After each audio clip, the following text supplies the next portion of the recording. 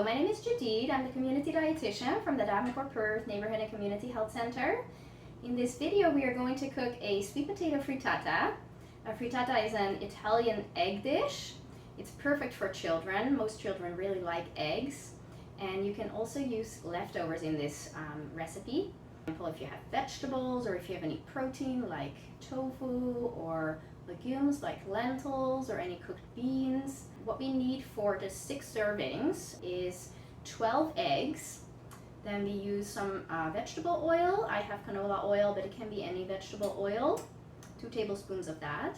Then we use 3 tablespoons of cream or milk, or you can even leave it out if you don't have any of those. Then here we have boiled sweet potato that was left over. I've just diced that and it's 1 cup in amount. Then we have vegetables, so I've chosen sweet bell pepper, and then we have 1 cup of feta cheese. You can choose hard cheese that you grate, that's fine too. And for the flavor, you can use the same flavor as the leftovers that you have, or you can add new flavors to it. Herbs are a great option, like oregano or basil. You can also use spices like paprika powder or curry powder. And then we'll add some salt and pepper. So I'll show you how to chop up a bell pepper. So you need a sharp knife, like a chef's knife like this. And then what we will do is we will cut the top of the bell pepper straight down. So I just have the top cut off. Lay it flat on the cutting board and chop that in half. So now you can see the seeds are still inside. We can remove them. And with the tip of your knife, you can just slice thin strips. And just make sure that you have your hands, your fingers tucked in. You don't chop into your fingers. And then once you have it all sliced, we will turn it around and we can dice it. It doesn't matter if the pieces are not equal in size, because the frittata is a deep dish, so it will sink into it. I'll do the same with the other side. Good. So then I have the top of the bell pepper left over, so I can just break it open and remove the stem and any seeds. So what I do is, to make sure that I don't waste any of the vegetable, I can just chop that up as well. So that is all ready to go. So we have our skillet. For 12 eggs, I recommend a skillet that's 12 inches in diameter. So that's for the 6 servings. So what we will do is we will add some oil and start cooking the vegetable. So 2 tablespoons of olive oil or any kind of vegetable oil. And then we're going to heat that up. So once that is warm, we can add our bell pepper. It will take about 10 minutes for the bell pepper to get cooked. A fork or a spatula, you can just keep stirring it so it doesn't stick to the pan. So we want it to look a little bit golden. That will bring out the sweet flavor of the bell peppers. So while this is cooking, what we can do is make our egg mixture. So I've already cracked 11 eggs in here. I'm just going to add the last egg. So this is great for your child to learn how to crack an egg, because there's lots of options. You need 12 eggs. So what you can tell them is to just gently tap it on the edge of the bowl so that there's a crack.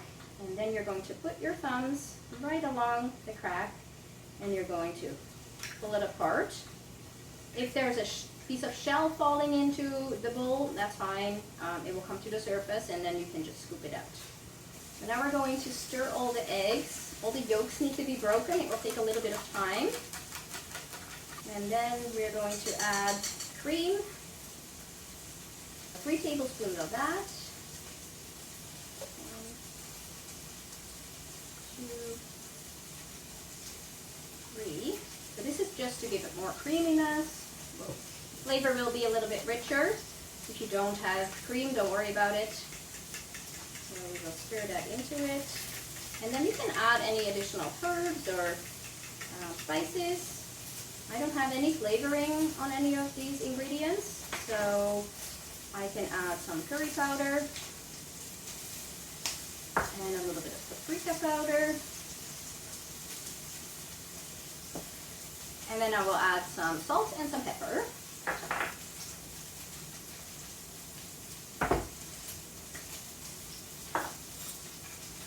So I think you know how much pepper to add for your child, so it's not too spicy. Children have a very sensitive tongue, so things taste much more hot, spicy to them. Since we're working with raw eggs, always make sure that your child washes their hands when they're touching the raw egg, so with hot water and soap, to make sure that they don't get any food poisoning, salmonella. Turn it down a bit.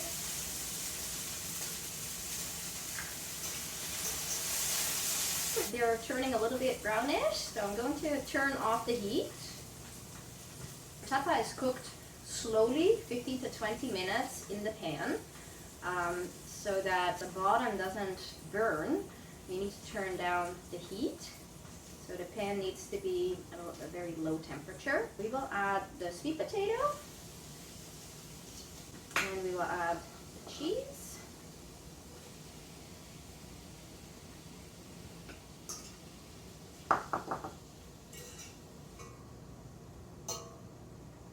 Good, so I've now spread it out evenly over the bottom of the pan.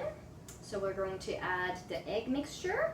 Just pour that over the top so it reaches everywhere. And then we're going to make sure that the vegetables are submerged or not sticking too far out, so they can cook nicely into the frittata.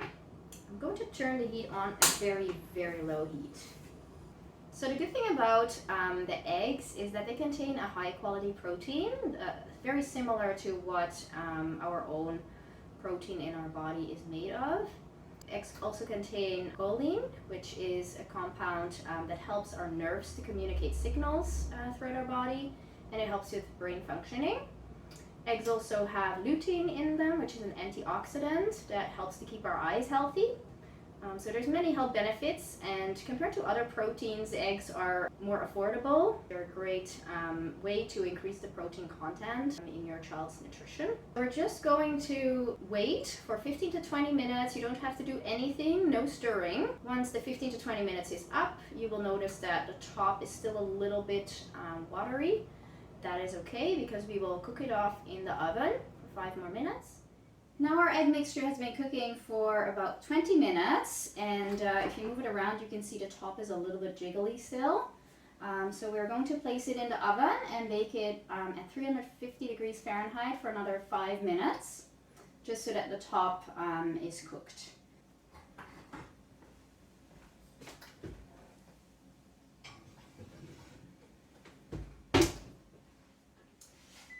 So after 5 minutes, the timer went off. I turned off the oven, and we'll take out the frittata. So I'll show you. It looks very nice, fluffy. It's not brown on the top. It should just look yellow. It's still a tiny jiggly on the top, but that's okay, because if you let it stand for 5 minutes before you slice it, then it won't fall apart, and it will actually continue to cook a little bit from the heat of the pan. So I hope you enjoy this recipe.